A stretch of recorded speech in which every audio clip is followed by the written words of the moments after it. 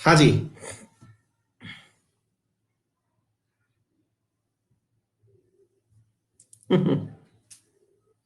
हाँ जी।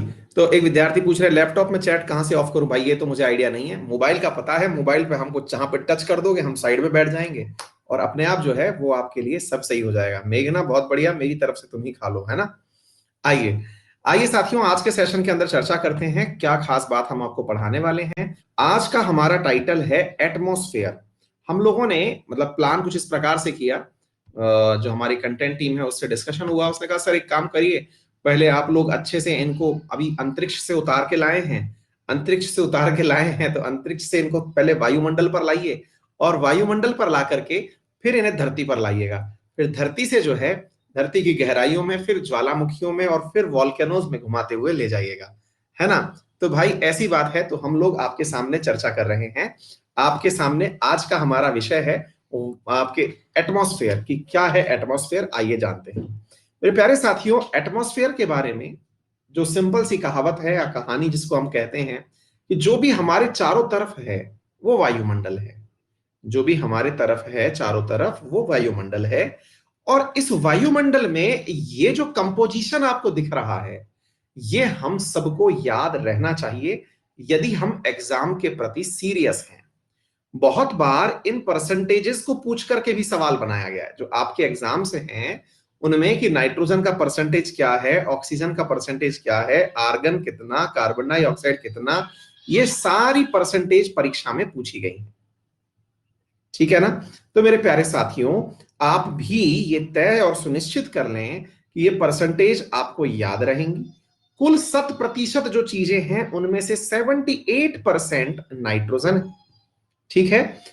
ऑक्सीजन 20.94% है। ये नंबर भले ही मैं आपको दिखा रहा हूं लेकिन इनका महत्व जरूर समझना है।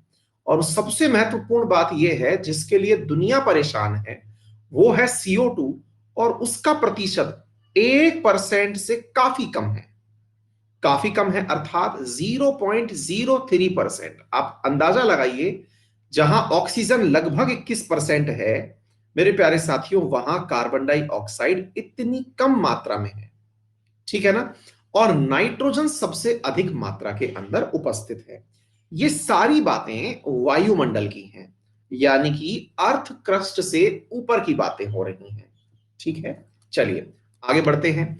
मेरे प्यारे साथियों, जिस वायुमंडल में हम रहते हैं वहां पर हम लोग सामान्यतया वायुमंडल का वर्गीकरण, अब ये वो चीज है साथियों जो आप में से अधिकांश विद्यार्थियों ने मल्टीपल टाइम पढ़ी होगी।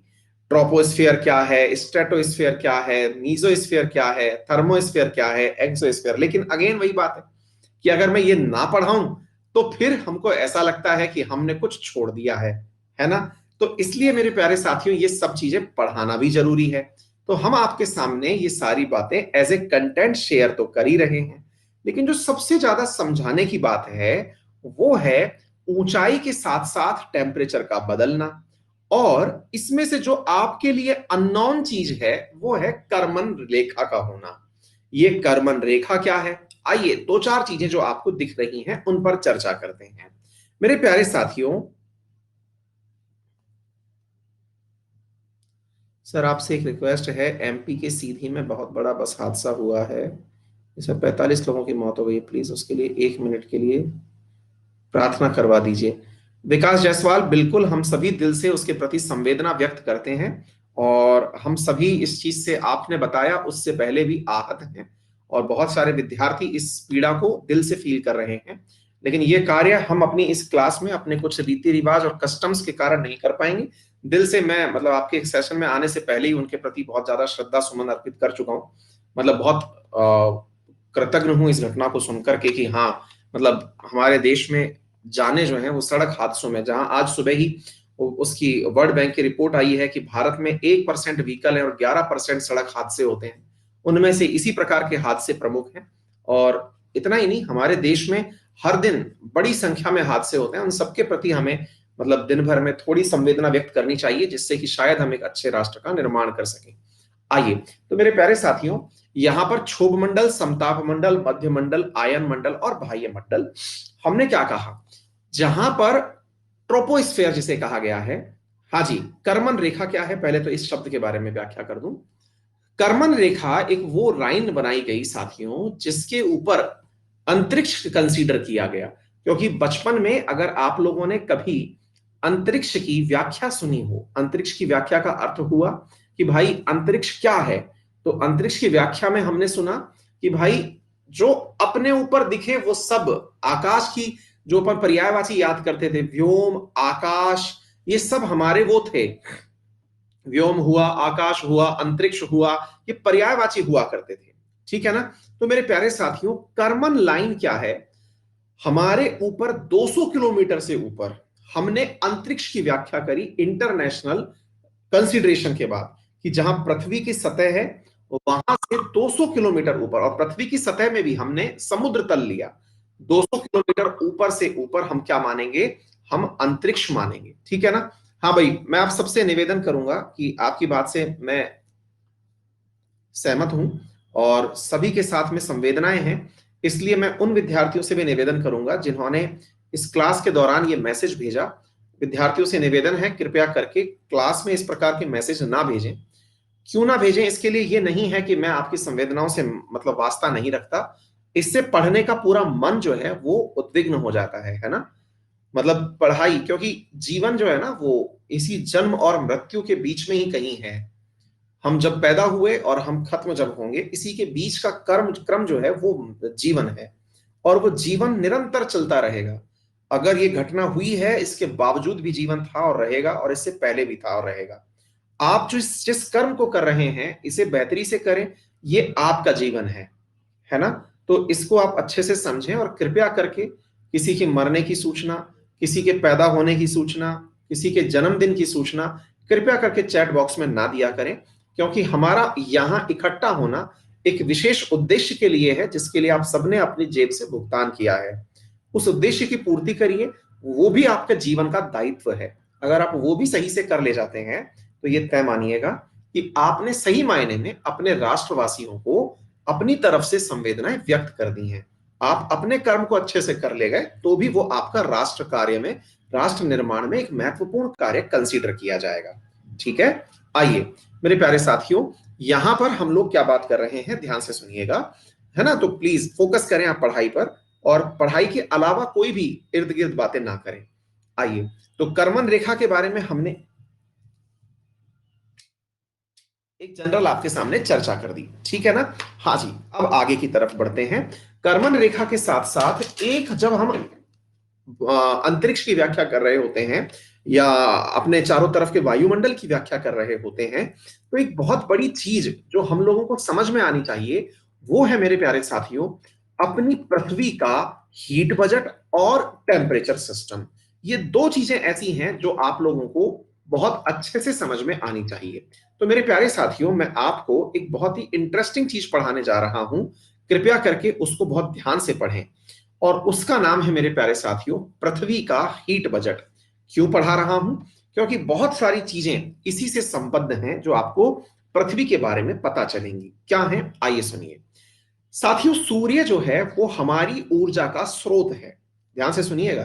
फिर हम इसी हीट बजट से इस जगह पहुंचेंगे, इस जगह पहुंचेंगे, और फिर इससे लौटते हुए हम नीचे की तरफ चलते चलेंगे। किस किस का क्या योगदान है, कौन कहां से कहां तक उपस्थित है, सारी परिचर्चाएं यहां करेंगे। सुनिएगा मेरे प्यारे साथियों, अंतरिक्ष में जो सूर्य है वहां पर हाइड्रोजन और हाइड्रोजन के मिलने से हीलियम का निर्माण हो रहा है, नाभिकीय संलयन अभिक्रिया हो रही है, जिसे आप न्यूक्लियर फ्यूजन कहते हैं। न्यूक्लियर फ्यूजन की घटना से ऊर्जा का निर्माण हो रहा है। वो ऊर्जा हमारे पास में प्रकाश किरणों के रूप में, हीट के रूप में पृथ्वी तक पहुंच रही है। पृथ्वी तक आते समय उसे रास्ते में बहुत सारी चीजों से टकराना होता है। उनमें से बादलों का निर्माण होना, ये प्रमुख हैं। बादलों से टकराना, ग्लेशियर्स से टकराना, डस्ट पार्टिकल्स से टकराना, ये सब चीजें महत्वपूर्ण है। तो जो पृथ्वी की तरफ 100% सोलर रेडिएशंस आई थी, क्या वो 100 की 100% पृथ्वी तक पहुंची, या फिर वो पूरी लौट गई, या उसमें से कितना प्रतिशत लौटा, ये आज की चर्चा का विषय है। दूसरी बात, क्या पृथ्वी पर जो आया उसको पृथ्वी ने अपने पास संचित करके रख लिया? ये दूसरा बड़ा सवाल है। क्या पृथ्वी सूर्य के द्वारा दिए जा रहे हर प्रकाश को अपने पास संचित कर रही है? ये बहुत बड़ा सवाल है। तो आइए हम चर्चा करते हैं। सबसे पहली बात, 100% लाइट आई, लेकिन पृथ्वी तक मात्र 47% पहुंची। मेरे प्यारे साथियों, इस 100% की क्या व्याख्या रही? 100% सोलर लाइट जो हैं वो कैसे लौटी, कितनी रुकी, क्या कुछ हुआ, वो सारी बातें जिस टाइटल में की जाती हैं उसे हम पृथ्वी का हीट बजट कहते हैं। उसे हम पृथ्वी का हीट बजट कहते हैं। हीट बजट का मतलब समझ रहे हैं आप, कि पृथ्वी ने तापमान को किस प्रकार से मैनेज किया, उसे हम पृथ्वी का हीट बजट कहते हैं। ठीक बात है। तो हीट बजट क्या हुआ? मैंने आपको बताया कि हमारे पास जितना भी तापमान आ रहा है, सूर्य की तरफ से जो प्रकाश आ रहा है, उसका कितना परसेंट पहुंचा, कितना लौटा, उनका परसेंटेज के हिसाब से सारी बातें मेंशन करना, यह पृथ्वी का हीट बजट कहलाता है।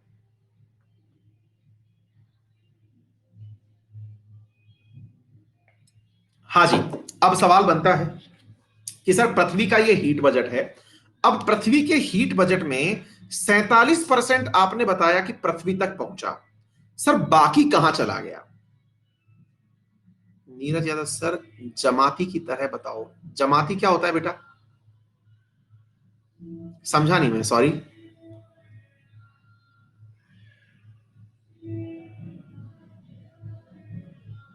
बहुत बैकग्राउंड नॉइस आ रहा है।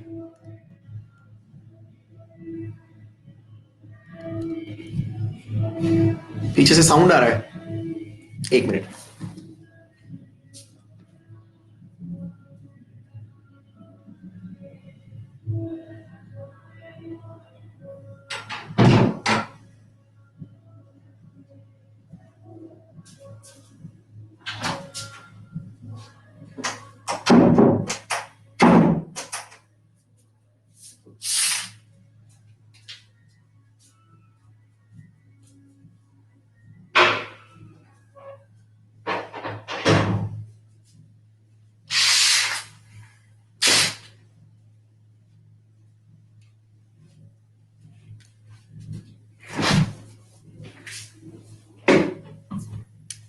हाँ जी, अब नहीं आ रहा होगा। सुनिए साथियों, अभी क्या है ना कि वो जो चल रहा है अभी, क्या कहते हैं इसको, अपना टाइम बसंत पंचमी का। पढ़ने वाले लोग पढ़ रहे हैं, कुछ लोग जो हैं वो अपनी जिंदगी आगे भी बढ़ा रहे हैं। तो आज शादियां बहुत हैं राजस्थान में। आज का वो शुभ लग्न, कुछ शुभ साबा वगैरह कुछ कहते हैं। तो आज बहुत शादियां हैं, मतलब हमारे आसपास जो है कम से कम, मतलब अभी कल एक शादी का सिस्टम सामने निपटा है, फिर दो गलियां छोड़ के है, लग रहा है कोरोना से सब निकले हैं और सब मतलब एकदम बहराए पड़े हुए हैं।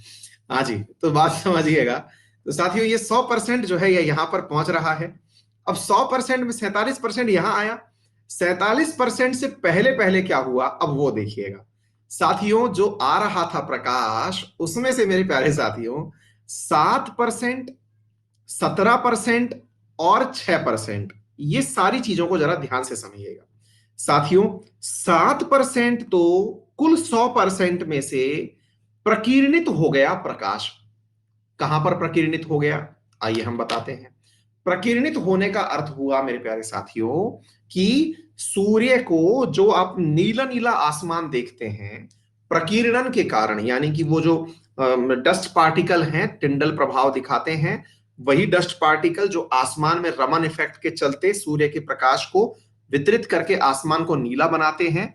तो मेरे प्यारे साथियों, वो तो प्रकाश हो गया प्रकीर्णित। कहां पर? अंतरिक्ष में, पहली चीज। दूसरी बात क्या हुई, जब बचा कुचा प्रकाश पृथ्वी तक आ रहा था, तो भाई प्रकाश आते आते पहुंचा बादलों के पास। बादलों तक पहुंचा तो बादलों ने अपने सफेद रंग के होने का फायदा उठाया। और जब सफेद रंग के होने का फायदा उठाया, तो अपने सफेद रंग से रिफ्लेक्ट कर दिया 17% प्रकाश। कितना परसेंट? 17% रिफ्लेक्ट कर दिया। तीसरा चीज क्या है मेरे प्यारे साथियों, अब पृथ्वी की बारी आई। पृथ्वी की बारी आई तो पृथ्वी पर भी तो ग्लेशियर थे। पृथ्वी पर भी तो ग्लेशियर थे। तो पृथ्वी के ग्लेशियर सफेद थे। उन सफेद ग्लेशियर्स ने कहा कि भाई सफेदी की झनकार हमारे पास भी है, तो हम भी वापस लौट आएंगे। तो भाई 6% इसमें से वो रहे जिन्होंने अपने सफेदी का फायदा उठाते हुए प्रकाश को रिफ्लेक्ट कर दिया। यार आप इनसे रोजाना ना अब आदत बना लिया आपने। बताइए क्या मैं आपको सही से सुनाई और दिखाई पड़ रहा हूं? मतलब क्लास शुरू नहीं होती है, अब कन्वेंशन हो गया है कि ये बताना कि आवाज दिक्कत है, समस्या है।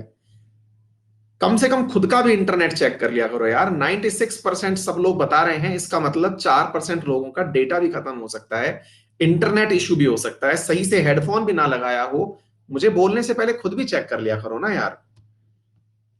हाँ जी, अब आगे सुनिएगा। तो मेरे प्यारे साथियों, पृथ्वी की सरफेस के द्वारा 6% रिफ्लेक्ट किया गया। किससे रिफ्लेक्ट हुआ यह कहना बहुत मुश्किल है। पृथ्वी की सरफेस पे पानी ने भी प्रकाश का रिफ्लेक्शन किया। देखिए रिफ्लेक्शन का अर्थ समझिएगा। रिफ्लेक्शन का मतलब होता है चमका करके वापस भेज देना, अवशोषित नहीं करना। ध्यान से समझिएगा। अगर अवशोषित कर लिया होता तो पृथ्वी गर्म होती, उसके कारण यहां गर्म नहीं हो रहा है। 6% इसका लौटा दिया गया है। कुल इस प्रकार से 100% में से 30% का हिसाब तो इन तीन चीजों में हो गया। प्रकाश का प्रकीर्णन हो गया, बादलों ने सीधा ही लौटा दिया बिना अवशोषित किए, और धरती ने भी बिना अवशोषित किए लौटा दिया। ठीक है ना? तो कुल इस प्रकार से 30% जो प्रकाश आ रहा था वो आने से पहले, पृथ्वी के अवशोषित होने से पहले ही लौटा दिया गया है। कितने परसेंट का हिसाब हो गया? 47 और 30 हो गया 77% का हिसाब तो हो गया। अब बचा बाकी 23% का क्या हुआ। अब देखते हैं बाकी 23 का क्या हुआ। इसमें से मेरे प्यारे साथियों बाकी 23% में अगर आप परसेंटेज के हिसाब से चलते चलें तो यहां लिख रहे हैं कि इसे अंतरिक्ष में जो उपस्थित, जो आपके सामने ब्रह्मांड में एटमॉस्फेयर में जो उपस्थित थी, हवा, पानी, ओजोन, बादल, डस्ट, उन्होंने उसे एब्जॉर्ब कर लिया। देखिए दोनों में अंतर है, रिफ्लेक्ट में अंतर है बिल्कुल। ये परसेंटेज एग्जैक्ट फिगर हैं। हाँ, ये ऐसा नहीं है कि किसी के मन में आया अपने हिसाब से कि चल आज बंटवारा कर रहे हैं कर देते हैं, बिल्कुल नहीं। एग्जैक्ट फिगर हैं, आपको ये याद रखने होंगे। ठीक है? तो 23% जो है it was absorb by air, H2O, ozone, cloud and dust. अब सवाल बनेगा, बोले सर एक मिनट एक बात बताइए, ओजोन का क्या लॉजिक है? हमने कहा भूल गए। ओजोन लेयर तो बनती ही सूर्य के प्रकाश से है। बोले कौन से प्रकाश से? मैंने कहा भाई आपको यूवी रेडिएशन पता है? बोले हाँ। हमने कहा ओजोन परत का निर्माण तो होता ही इस प्रक्रिया से है। बोले क्या? हमने कहा जब दो ऑक्सीजन के पार्टिकल आपस में मिलते हैं तो O3 बनाते हैं और नवजात ऑक्सीजन बनाते हैं। ये बना हुआ नवजात ऑक्सीजन फिर किसी O2 से मिल जाता है और O3 का निर्माण कर लेता है। मैंने कहा यह प्रक्रिया तो बहुत सामान्य है। बोले अच्छा, तो आसमान में हो लेता है ये सारा काम? मैंने कहा और नहीं तो क्या, जो आपका ऑक्सीजन था आसमान में या वातावरण में वो यूवी रेडिएशन तक, बोले हमारे तक क्यों नहीं आई? हमको तो ये पढ़ाया जाता है कि ओजोन के कारण यूवी रेडिएशन हम तक नहीं आ रही। मैंने कहा गलत पढ़ाया जाता है आपको। बोले क्यों? मैंने कहा यूवी रेडिएशन इतना लंबा रास्ता ट्रेवल करने के लिए सक्षम भी नहीं होती है, क्योंकि वो कम वेवलेंथ की है, बहुत दूर तक चल भी नहीं सकती है, वो ज्यादा ऊर्जा लेके आ रही है। वातावरण में ऑक्सीजन खत्म हो जाएगा तो ही ओजोन खत्म होगी। फिर आप पूछेंगे अरे नहीं सर, बहुत बार हमने ऐसा पढ़ा है, ओजोन परत का क्षरण मानवीय कारणों से हो रहा है, हमने पढ़ा है। हमने कहा अच्छा आपने पढ़ा है? बोले हाँ, और मानवीय कारणों में हमने ये पढ़ा है कि अगर ऐसा ही रहा तो बहुत सारे लोगों को समस्याएं हो जाएंगी, और इसके कारण तो सर मॉन्ट्रियल प्रोटोकॉल हो रखा है। क्या बात कर रहे हैं आप, 1987 में। और बाय द वे आप खुद इतनी सारी बातें बोलते चले जा रहे हैं, पता तो आपको भी है, फिर गलत क्यों बोल रहे हो? मैंने कहा ये बात भी सही है। मैंने कहा बात समझो मालिक, बात ये है कि आपने ओजोन को आने नहीं दिया, आपने ऑक्सीजन को ऊपर खत्म कर दिया। बोले कैसे? मैंने कहा भाई बात ऐसी है कि आपने कुछ ऐसी रासायनिक अभिक्रियाएं करी जिसकी वजह से मुक्त क्लोरीन का निर्माण हुआ। किसका निर्माण हुआ? मुक्त क्लोरीन का निर्माण हुआ। बोले ये क्या होती है? मैंने कहा याद है आप लोग पहले जब 6 से 10th स्टैंडर्ड के बीच में प्रदूषण पढ़ते थे तो क्लोरोफ्लोरोकार्बन, बहुत मजा आता था उसको याद करने में, है ना? क्लोरोफ्लोरोकार्बन, बहुत फीलिंग आती थी, है ना। उस क्लोरोफ्लोरोकार्बन से सीएल को ले लिया आप लोगों ने। वो जो सीएफसी याद करते थे, वो सीएल अकेला आसमान में निकल गया। और जब निकला तो ये जो नवजात ऑक्सीजन बचाए थे ना, दो ऑक्सीजन, बहुत बढ़िया से इनकी जिंदगी चल रही थी। मतलब यूवी रेडिएशन आती थी, O2 से मिलती थी, O3 बनाती थी, यहां तक तो सब सही है। बाद में होता यह था कि ये वाला जो सीएल है, जो अकेला ऑक्सीजन बचा, ये अकेला ऑक्सीजन बेचारा धरती से उड़े क्लोरीन का ध्यान रख लेता था, और ध्यान रख करके ClO का निर्माण कर लेता था। बोले तो फिर क्या दिक्कत है, ओजोन तो तब भी बन गई। मैंने कहा यार बात तो सही कह रहे हो आप, ClO बन गई, लेकिन आप ये क्यों भूल जा रहे हो कि यही ओजोन जो है, ये सॉरी, ये जो नवजात ऑक्सीजन है, यही जाकर के अन्य ऑक्सीजन से मिलती और O3 का निर्माण करती। क्या आप मेरी बात समझ रहे हैं? मतलब यही ऑक्सीजन O2 के साथ मिलती और O3 का निर्माण करती। आपने दो O2 से O3 बना लिया, ये तो सही है, लेकिन इसका भी तो सोचो ना यार, दो लग करके एक का ही निर्माण कर रहे हैं, मसला तो बराबर हुआ ही नहीं। बोले अच्छा, तो इसका मतलब ये वाला ऑक्सीजन जो है इसका नुकसान हुआ। मैंने कहा जी हां, और सौम्या बिल्कुल सही कह रही हो, इसी को ही ओजोन डिप्लीशन नाम दिया गया। इसी को ही ओजोन डिप्लीशन नाम दिया गया। अगर धरती पर ओजोन होती तो नुकसानदायक होती, क्योंकि हमारे किसी काम की नहीं है ना। तो धरती पर तो ओजोन बननी ही नहीं चाहिए। बोले धरती पर बनती है क्या? मैंने कहा गजब बात कर रहे हो। O2 को यूवी रेडिएशन ने O3 में बदला। आप हाई टेम्परेचर धरती पर कर दो, सनलाइट से कर दो, टेम्परेचर बढ़ा के कर दो, धरती पर ओजोन का निर्माण हो जाएगा। और धरती के प्रमुख प्रदूषकों में आजकल ओजोन का नाम आने लगा है। जिस ओजोन को बचाने के लिए बड़ी बड़ी प्राण प्रतिष्ठाएं आप कर रहे हैं, अगर वो आप तक चली आए कि भैया बहुत प्यार करते हैं आप हमें, हमसे, हम आप तक आना चाहते हैं, हालत खराब हो जाएगी। इस ओजोन की वजह से तो भयंकर बीमारियां हो रही हैं। ओजोन अगर ये कह दे ना कि सर हम 50 किलोमीटर ऊपर रहते हैं, आप लोगों का प्यार बहुत देखा, आपने सबने मिलकर के इतने बड़े बड़े प्रोटोकॉल कर दिए, आजकल कूलर एसी में आप लोग ClO डाल नहीं रहे हैं, क्लोरोफ्लोरोकार्बन डाल नहीं रहे हैं, तो कृपया करके आप हमें ले लो नीचे, थोड़े दिन मिलने आना चाहते हैं, भाग लेंगे आप लोग। समझ रहे हैं? तो कहने का अर्थ क्या है, ये तापमान है, ये ऊर्जा है, यही इसका एब्जॉर्प्शन है। ये एब्जॉर्ब किया गया था और ओजोन का निर्माण किया गया था। सिमिलरली इसी प्रकार से H2O का निर्माण, बादलों का निर्माण, डस्ट पार्टिकल्स, ये सब चीजें जो हैं ये तापमान को अवशोषित करके ही बनी। कितना परसेंट? 23%। आगे बात समझ में? अब बड़ा सवाल बनता है कि सर 23 का भी हिसाब हो गया, बाकी का बताओ सर क्या हुआ।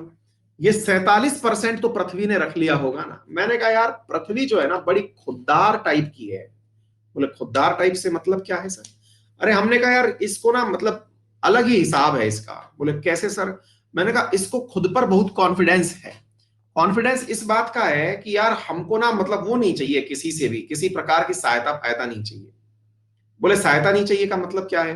बोले सहायता नहीं चाहिए इसका मतलब ये है कि ये साफ अपने बारे में कहती है कि भाई सब अपना अपना रखो, हमें किसी का कुछ नहीं चाहिए। अगर हमने कुछ रख लिया तो हम अपने यहां पर रहने वालों के लायक नहीं बचेंगे। हम अपने यहां पर रहने वालों के लायक नहीं बचेंगे, ऐसा पृथ्वी कहती है। पृथ्वी कहती है ठीक है, तुमसे नहीं संभल रहा था तो तुमने अपना तापमान हमारे पास भेज दिया। सूर्य से पृथ्वी संवाद कर रही है कि तुमसे बेटा संभल नहीं रहा था तो तुमने हम तक भेज दिया अपना तापमान, तुम हम पर एहसान नहीं कर रहे हो, हम तुम्हारा एक पैसा नहीं रखेंगे, पूरा लौटाएंगे। तो पृथ्वी के लौटाने की प्रक्रिया क्या है, आइए जरा देख लेते हैं। मेरे प्यारे साथियों, पृथ्वी के लौटाने की जो प्रक्रिया है उस प्रक्रिया में तीन चार चीजों के अंदर ये 47% जो चीज है वो लौटती है। लेकिन आपको मालूम हो साथियों कि ये जो 47% ही है ना, यही पृथ्वी के अंदर विभिन्न प्रकार के टेम्परेचर जोन के निर्माण में, वायुमंडल के निर्माण में, क्लाइमेट रीजन के निर्माण में, वातावरण के निर्माण में, सब में काम में आते हैं। बोले कैसे सर? मैंने कहा भाई साहब, यही 47% वो है जिसके चलते आप मुंबई में रहना चाहते हैं, मुंबई में ठंडी हवाएं दिन में रात में पाना चाहते हैं। ये वही 47% है जिसके अंदर घाटी क्षेत्रों में लोग रहना चाहते हैं, लौटने के अंदर। मतलब ये देखिए कितनी अल्टीमेट चीज है। 47% धरती लौटाती तो है, लेकिन इंटरेस्टिंग चीज देखिए, अपना काम करके लौटाती है। बोले मतलब क्या है? मैंने कहा भाई 47% को दो बातें होती हैं, या तो तुरंत लौटा दे कि ये पकड़ो भाई तुम्हारा, ठीक है, मतलब तुम्हारा, तुमको अर्पण क्या लागे मेरा, ये पकड़ो, पकड़ा दिया। इन पृथ्वी स्मार्ट है भाई साहब, प्रॉपर तरीके से पहले गर्म होती है, प्रॉपर तरीके से गर्म होती है, और गर्म होते होते कई बार तो अवस्था परिवर्तन भी कर लेती है, अवस्था परिवर्तन कर लेती है, गर्म हो लेती है, और फिर जाके लौटाना शुरू करती है कि बेटा अपना तो काम चला रहे, फिर लौटाएंगे। इस प्रक्रिया में कई बार आप लोगों ने ये सुना होगा कि इक्वेटर पर जो पानी भरा हुआ है, ये इक्वेटर का पानी भाप बनकर के, ये इक्वेटर का पानी भाप बनकर के बादलों तक जाता है। सुना है? आपको मालूम होना चाहिए, जब सूर्य का पानी का तापमान 100 डिग्री सेंटीग्रेड हो, उस समय अगर आप भाप का तापमान देखें, देखिए क्या कहते हैं, आपने अक्सर एक लाइन सुनी होगी कि अवस्था परिवर्तन, यानी कि पानी जो है वो भाप में, पानी से पानी पीने का याद आ गया। आपसे अगर पूछा जाए कि पानी भाप में कितने डिग्री सेंटीग्रेड पर बदलता है, मतलब समझ रहे हैं आप मेरी बात? पानी जो मैंने, आपने यूज में लिया, वो पानी भाप में कितने डिग्री सेंटीग्रेड पर बदलता है? 100 डिग्री सेंटीग्रेड पर। तो फिर एक बेसिक सवाल बनता है कि 100 डिग्री सेंटीग्रेड पर भाप भी बनती है, 100 डिग्री सेंटीग्रेड पर पानी भी होता है, फिर सर इन दोनों के बीच में फेजेस में अंतर क्यों है? एक जलीय अवस्था में है, यानी द्रवित अवस्था में है, लिक्विड अवस्था में है, दूसरा गैसियस अवस्था में है। ऐसा क्यों है? बहुत जेन्युइन सवाल है। भाप का तापमान भी 100 डिग्री सेंटीग्रेड, जल का तापमान भी 100 डिग्री सेंटीग्रेड, तो फिर इन दोनों के बीच में अवस्थाओं में अंतर क्यों है? द करेक्ट आंसर इज गुप्त ऊष्मा, जिसे हम लेटेंट हीट कहते हैं। क्या है इसका अर्थ? अवस्था परिवर्तन के लिए एक विशेष प्रकार से जो ऊर्जा ली गई है, जो कि अवस्था बदलने में ही काम आई है, जो अवस्था बदलने में ही काम आई है, उसे हम गुप्त ऊष्मा अर्थात लेटेंट हीट कहते हैं। बोलिए साहब, इतनी बात समझ में आ गई? बोले अच्छा, ये झंझट है। हमने कहा बिल्कुल। तो मैंने कहा बेटा ये देख रहे हो आप, ये बादल बनाने के काम में आ गई। 24% ली, इसने बादल में परिवर्तित किया कि चलो बेटा बादल बनाओ। अरविंद कह रहे हैं एक बार और बताओ। जहां से समझ नहीं आया अरविंद पीछे कर लो वीडियो, फिर से सुन लो उसको। आ गई बात समझ में? अवस्था परिवर्तन के लिए ऊष्मा क्या है? लेटेंट ऊष्मा है। चलिए आगे सुनते हैं। फिर सर ये क्या है? कंडक्टेंस। कंडक्टेंस में क्या होता है? मैंने कहा ऊष्मा का संचलन है, ये सिंपल संचलन। बोले ये कैसे होता है? मैं कहा चालकता नहीं सुने हो आप? बोले हाँ, सुने हैं, उसमें क्या मतलब है?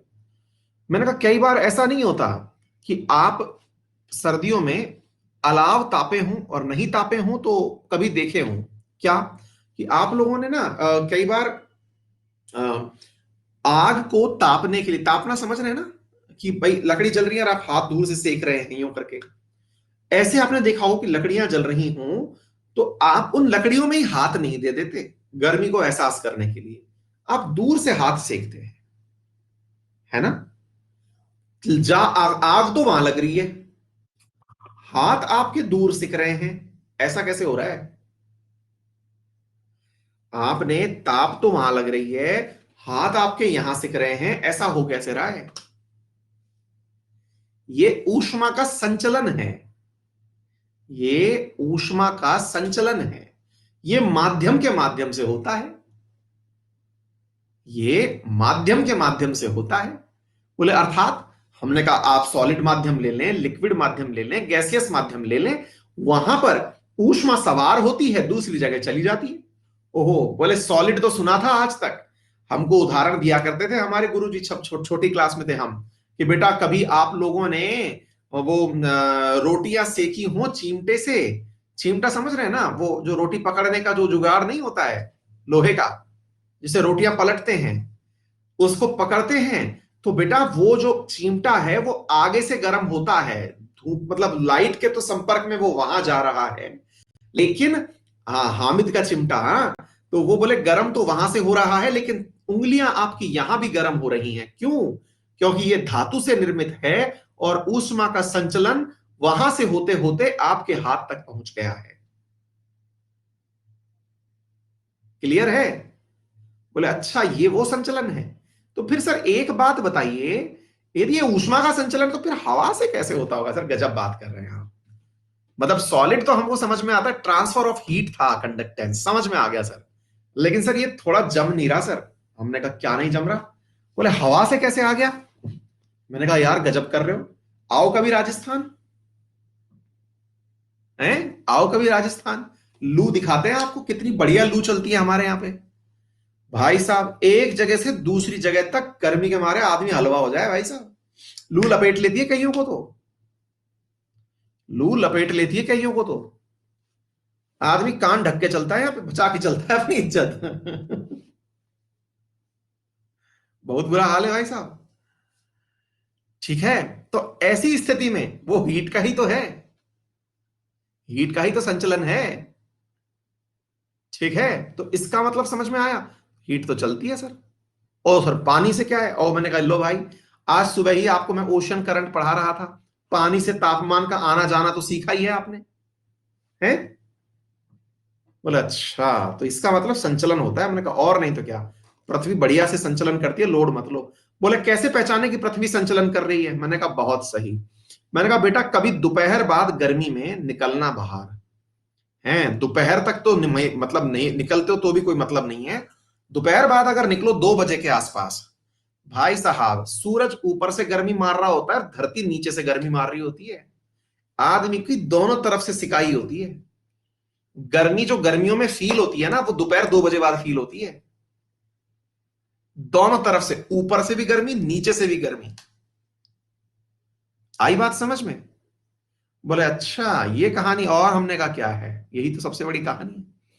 फिर आप पूछेंगे कि सर फिर एक बात बताइए, कंडक्टेंस 7% ले गई, 24% लेटेंट ऊष्मा ले गई। एक विद्यार्थी ने बीच में सवाल पूछा था कि ये आती कहां से है।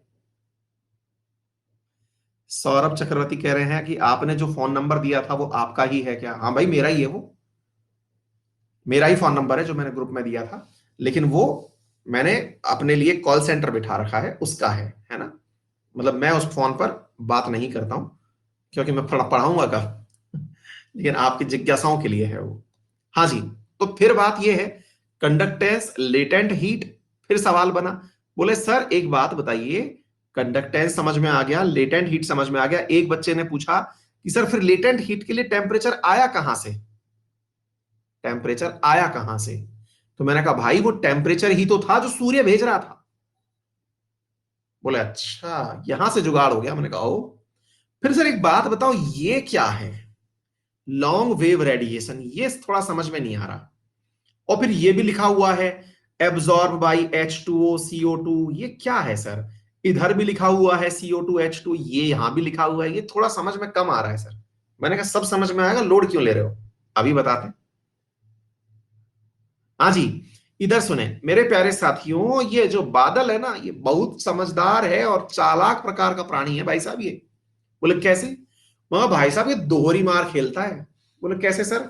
मैंने कहा भाई साहब ऊपर से तापमान आ रहा था, उसको ऊपर की तरफ लौटा दिया, और भाई साहब ये जो है नीचे से तापमान आता है ना, उसको भी भाई साहब कई बार नीचे लौटा देता है कि नहीं चाहिए, हम सफेद हैं। बोले अच्छा ये भी ऐसे करता है? मैंने कहा और नहीं तो क्या।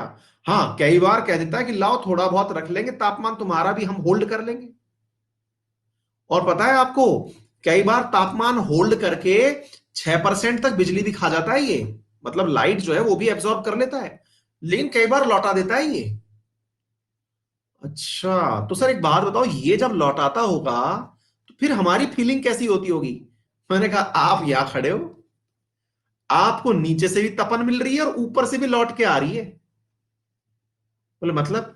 अरे, मैंने कहा अपने घर के बुजुर्गों के साथ बैठा करो कभी। बोले अर्थात? मैंने कहा सुनना कभी ध्यान से, जब सर्दी में भी गर्मी पड़ रही हो तब वो बिना देखे रात में कह देते हैं कि आज बादल हैं। कई बार बिना बादलों को देखे भी हमारे घर वाले और घर के बुजुर्ग कह देते हैं कि आज कहीं बादल हो रहे हैं। और गर्मियों में और बारिश में जो आपको ह्यूमिडिटी फील होती है, उसके पीछे भी यही कारण है।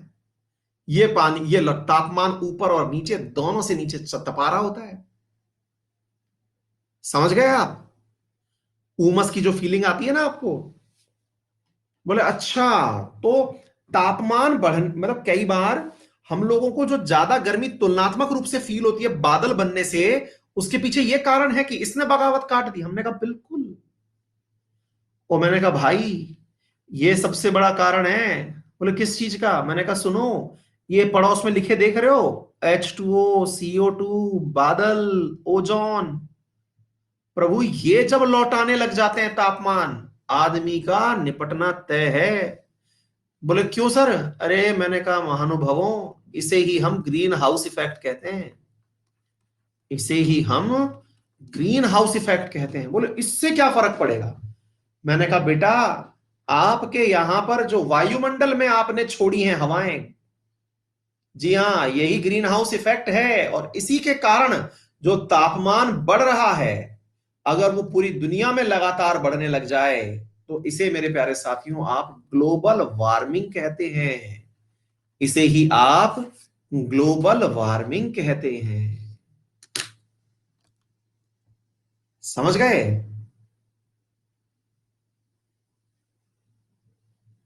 हाँ जी। एक विद्यार्थी हैं जिनका नाम है अमित शाह। नाम अमित शाह है और बात क्या ही बोलूं कि कैसी कर रहे हैं। वो कह रहे हैं सर आप एक भी बात का जवाब नहीं देते। बेटा 10 सर नहीं है मेरे, माफी चाहता हूं, आपने गलत सिलेक्शन कर लिया मेरा, गलत क्लास में आ गए अमित शाह जी। नहीं बन पाएगी अपनी बातें, सॉरी। आपके साथ मेरी सरकार नहीं चला पाऊंगा मैं। समझे आप? हाँ भाई, क्लियर है मैंने क्या कहा आपसे? तो मेरे प्यारे साथियों, यहां पर मुद्दा ये निकल के आ रहा है कि ये जो ग्लोबल वार्मिंग है, इसके प्रति जिम्मेदार कौन है? Green house effect. इसको सिर्फ ग्रीन हाउस क्यों कहा गया? अरे हमने कहा यार ये भी बहुत बड़ी स्ट्रेटेजी थी। बोले क्या? हमने कहा आपने कभी खेतों में वो हरा कपड़ा लपेटे हुए, कई बार खेतों को नहीं देखा है? खेतों में बड़ी ही चोट वो बनी होती है, हट सी बनी होती है हरे हरे कपड़े के अंदर। बीजू का नहीं, अरे बीजू का तो एक डंडे के ऊपर आदमी बना खड़ा कर देते हैं। हरी हरी झोंपड़ियां बनाते हैं बहुत लंबी लंबी, जिनमें खेती होती है अंदर। नहीं देखी हो तो देखना। नर्सरी तो बनती है उसमें, लेकिन आजकल के अंदर जैसे फूलों की खेती करनी है या फिर कोई बढ़िया फल जो कि सर्दी में घर खराब हो सकता है, पाले से खराब हो सकता है, या फिर जिसको कोई मतलब टेम्परेचर की एक निश्चित आवश्यकता होती है, उन सबको बनाने के लिए मेरे प्यारे साथियों एक निश्चित तापमान की आवश्यकता होती है। वो बनाने के लिए एक कपड़े का, हरे कपड़े का घर बनाया जाता है, उसे ग्रीन हाउस कहते हैं। अच्छा, नहीं देखा क्या आपने?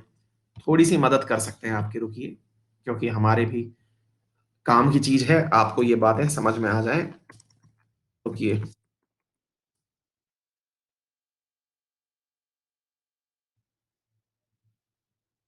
दिखाते हैं।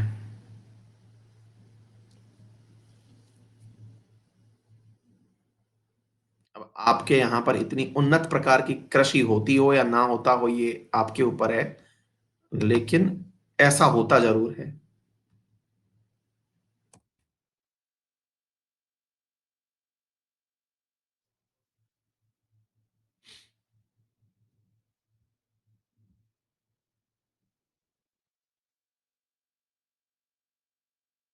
देखिए सर,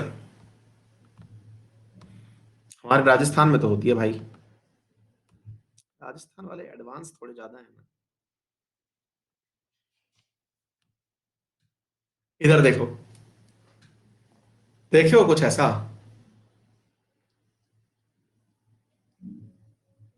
ठीक है, नहीं देखे हो तो अब नजर पड़ जाएगी। होती तो है लेकिन आप कभी देखे नहीं होंगे। कई बार तेज सर्दी में और तेज गर्मी में इस तरह की झोपड़ियां बना करके फसलें, पॉली हाउस बना करके फसलें की जाती हैं, वो ग्रीन हाउस होता है।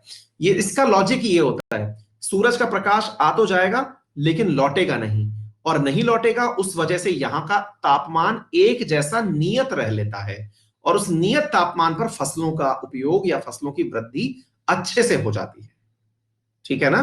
तो मेरे प्यारे साथियों, यही चीज हमने आपको बताई। तो ये वाला प्रभाव यहां पर था। फिर बोले सर ये क्या है? हमने कहा चलिए इसको भी बता देते हैं।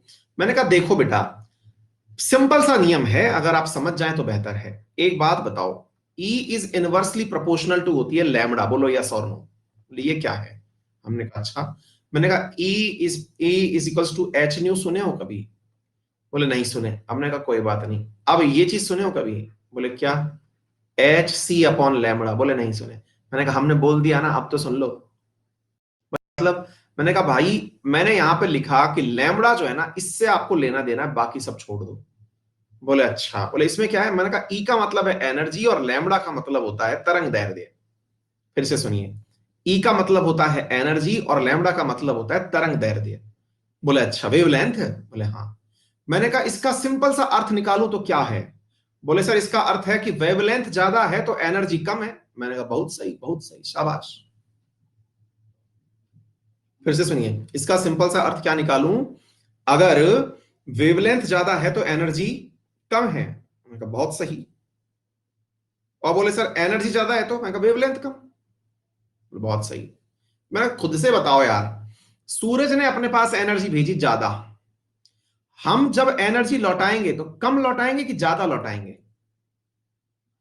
हम जब एनर्जी लौटाएंगे तो कम लौटाएंगे कि ज्यादा लौटाएंगे?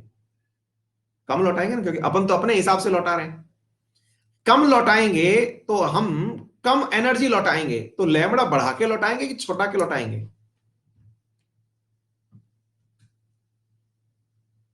बढ़ा के लौटाएंगे। बड़ा लैम्बडा लो बेटा तुम, और बड़ा लैम्बडा ऐसे लो कि पूरा ऊपर ले जाओ, हमारे को जरूरत नहीं है, ले जाओ इसको उठा के।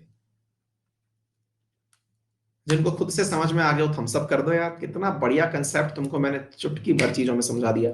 इस अकेली फोटो पे, if I am not wrong, कम से कम 15 से ज्यादा तो मैंने कंसेप्ट सिखाए हैं इस अकेली फोटो पे। समझे? क्लियर? डन हो गया? चलो तो मस्त रहो, बिंदास रहो। ये थे मेरे प्यारे साथियों आपके सामने आज का हीट बजट। कल थोड़ी सी जानकारी जो बची हुई है वो फैक्चुअल जानकारी है, हालांकि उसको शुरुआती 10-15 मिनट में पढ़ाएंगे, यही सिखाने में थोड़ा समय लगाएंगे। ये सब बातें आप पढ़ के आइएगा, कितना किलोमीटर थर्मोस्फेयर, मीजोस्फेयर, स्ट्रेटोस्फेयर क्या होता है, ये सब फैक्टोलॉजी है, ये आप पढ़ के आइएगा। हम केवल इस पे थोड़ी सी चर्चा करेंगे बस। ठीक है ना? उसके बाद फिर नए चैप्टर पर यात्रा करेंगे। ठीक है? चलो, जो चीजें समझने की हैं हमारे साथ, समझने की चीजें पढ़िए, फायदा रहेगा आपका भी, समय भी बचेगा और चीजें भी अच्छी होंगी।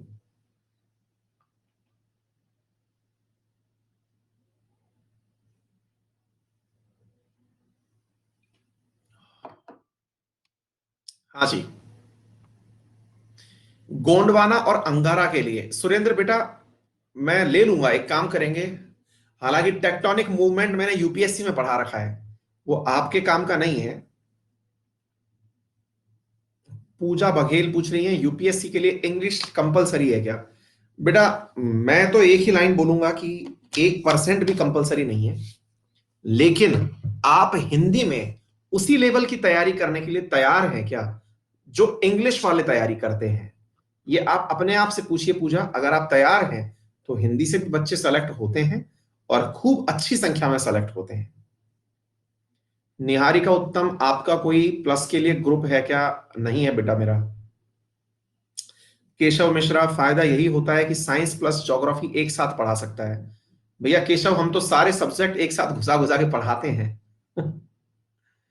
सर जी कितना % ऊर्जा धरती रख लेती है? अमित शाह कुछ नहीं रखती है। तुम सवाल पूछ रहे हो, तुम्हारे सवाल का जवाब दे दिए, हालांकि हम सरकार बगावत पे ले गए थे तुमसे। 1% भी नहीं रखती है, ठीक है। कर्मन रेखा के बारे में, अनामिका, ये वो जगह है जिसके बाद में अंतरिक्ष जो है वो शुरू हो जाता है, उससे पहले हम वायुमंडल कह रहे होते हैं। सुरेंद्र कर लेंगे। आनंद कुमार, क्वेश्चन कैसे आएंगे?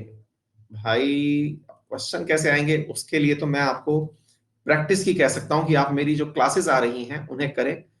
प्रश्न के लिए आपके लिए हम कोई क्वेश्चन टेस्ट सीरीज भी शुरू कर देंगे।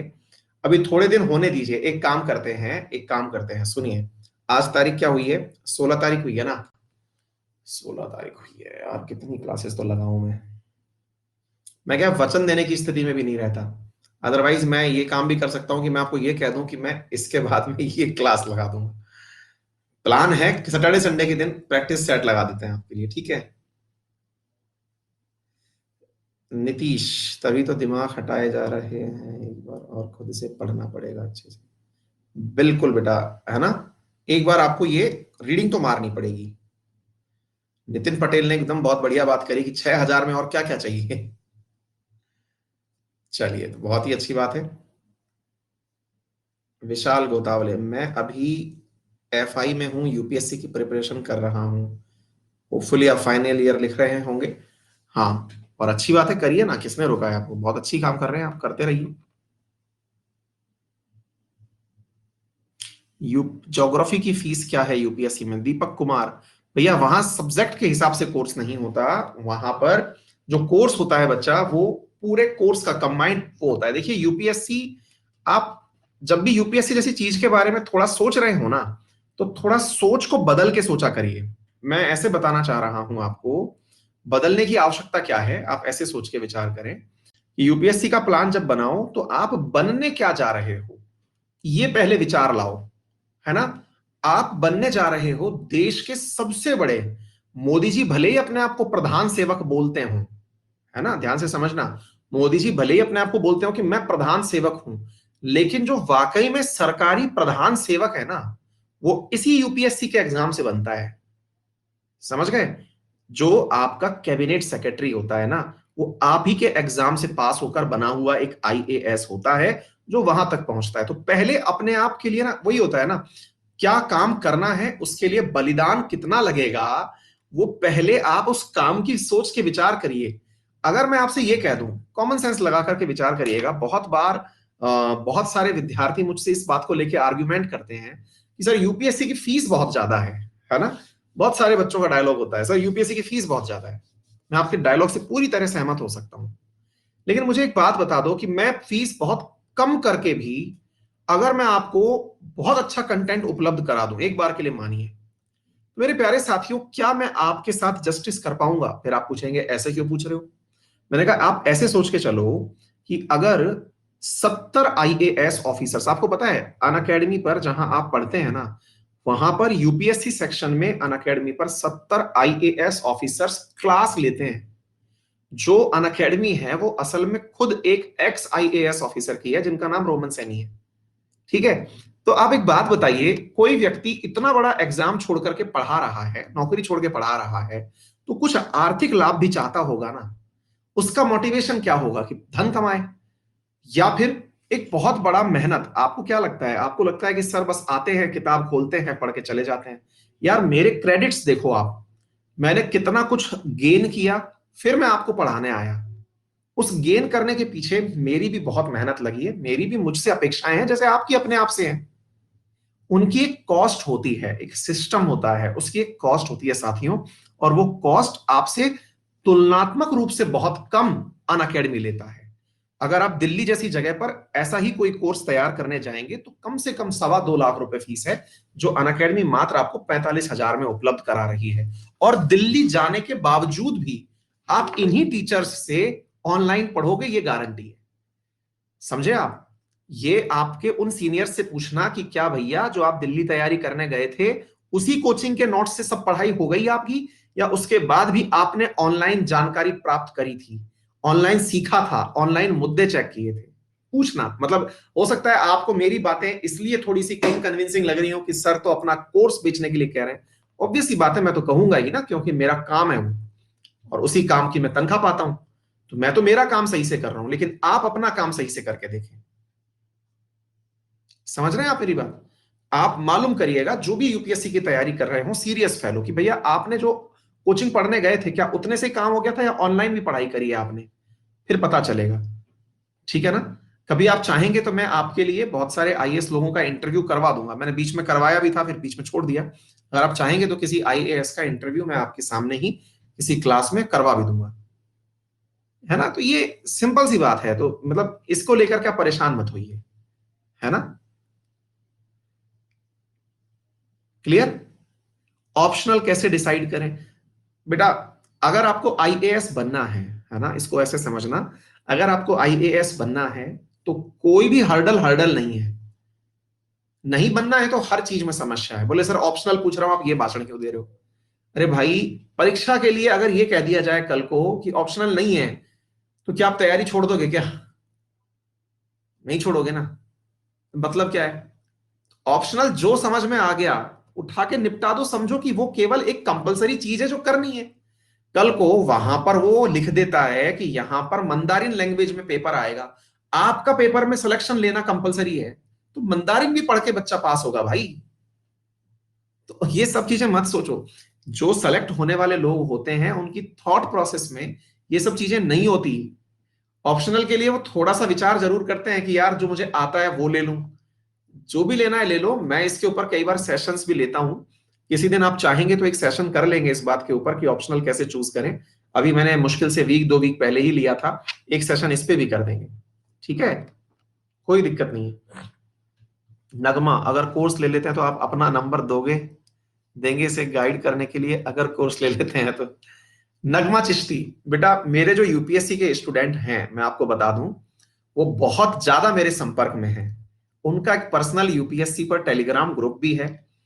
ठीक है ना? उनके साथ मेरी जूम मीटिंग्स भी होती हैं। यूपीएससी में हमारा एक अलग ही मतलब परिवार चलता है, क्योंकि वो एक बड़े गोल के प्रति लग रहे हैं, तो उनके साथ मैं भी मेहनत करता हूं।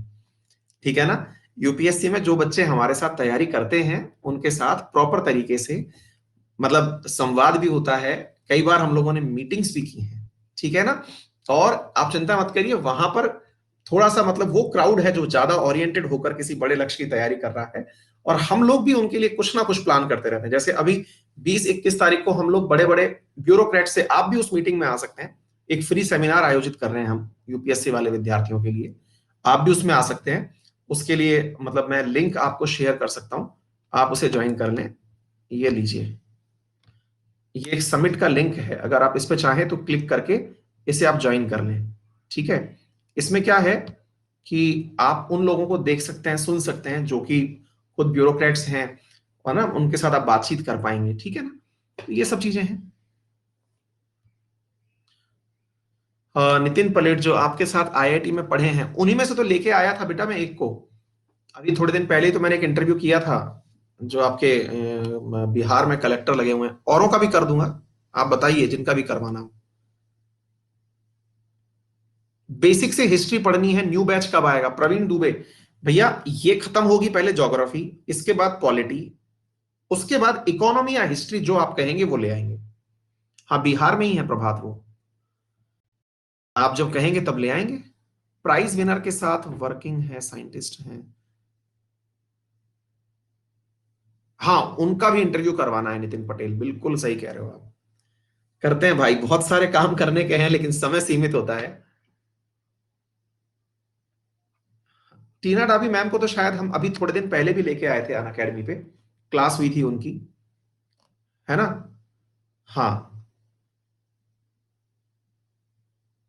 बिल्कुल। है ना? देखा था ना? हाँ।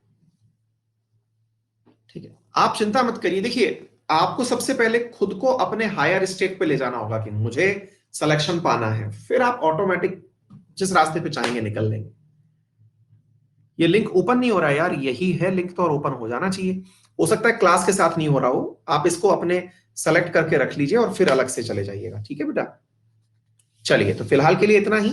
World geography, Indian geography, obvious ही बात है बेटा अलग अलग है। ये कैसा सवाल पूछ रहे हैं आप? है ना? ठीक है बेटा। बिल्कुल, यूपीएससी की तैयारी मैं बेटा बाईलैंग्वेज ही करवाता हूँ भावना। मैं हिंदी और इंग्लिश दोनों नोट्स कंबाइंड देता हूँ। मैं जैसे आप लोगों को देता हूं ना, ऐसे ही, क्योंकि मुझे मालूम है कि बहुत सारे विद्यार्थी डर के मारे कि मैं हिंदी ही जानता हूं, फिर मैं इंग्लिश कर पाऊंगा या नहीं, तो मैं उनको हिंदी की तैयारी कराता हुआ फिर उन्हें हल्के से कहता हूं कि भाई तुम्हारी मर्जी, तुम चाहो तो इंग्लिश ले लो। उनमें इतना कॉन्फिडेंस आ जाता है। आप लोगों ने भी नोटिस किया होगा, जब से आप मेरे साथ क्लास पढ़ रहे हैं, मैं आपको कंटेंट हिंदी इंग्लिश दोनों में जरूर देता हूं, लेकिन पढ़ता केवल इंग्लिश वाली ही लाइन हूं। कभी नोटिस किया आपने? क्यों करता हूं ऐसा? इसलिए करता हूं क्योंकि आपके अंदर कॉन्फिडेंस आए कि अरे ये शब्द तो अब सुना सुना सा है, ये शब्द मुझे आने लग गया है। समझ गए? हर जगह आप देखिएगा, ये एक सोची समझी रणनीति है मेरी आप लोगों के लिए। ठीक है, चलो बच्चा पार्टी। और आप लोग है ना भाई, मैं मेरी तरफ से जो भी कर सकता हूं मैं वो करता हूं आप लोगों की मदद के लिए। बाकी फिर वो तो समय बताएगा कि मैंने कितनी मदद की आपकी। मैं मेरी मेहनत में किसी प्रकार की कमी नहीं छोड़ रहा हूं। ठीक है बेटा, बहुत सारी बातें हो गई हैं आज। ठीक है, चलिए, थैंक यू सो मच, अपना ख्याल रखें और चिंता ना करें। आप लोगों के लिए भी बहुत कुछ प्लान है मेरा। और सबसे बड़ा प्लान तो यही है कि इनके ऊपर क्वेश्चंस कराऊं जो अपन ने पढ़ लिया ना। जैसे 3 चैप्टर हो गए, तो इन चैप्टर्स के ऊपर अपन स्पेशल क्लास में प्रैक्टिस क्वेश्चंस ले आए, है ना। तो इनका प्रैक्टिस सेट भी मैं करा देता हूं आप लोगों को। और आप क्या चाहते हैं वो बता दीजिए, ताकि मैं वो शुरू कर दूं। अगेन वही है, समय का क्राइसिस है, बट वी विल ट्राई। 4 बजे के आसपास करके देखेंगे, फिर भी करेंगे। ठीक है, चलिए बेटा, thank you so much. Jharkhand PCS के फॉर्म आ गए हैं, कुछ सजेशन बेटा। पीसीएस के केस में आप एक बार सिलेबस देखिएगा, है ना। सिलेबस क्या होता है बेटा, पीसीएस के अंदर आपका जो लोकल सिलेबस है ना, वो आपको तैयार करना होगा। जो इंडिया लेवल का सिलेबस है वो हमने तैयार करा देना है आपका, उसको चिंता मत करिए आप, है ना, अधिकांश।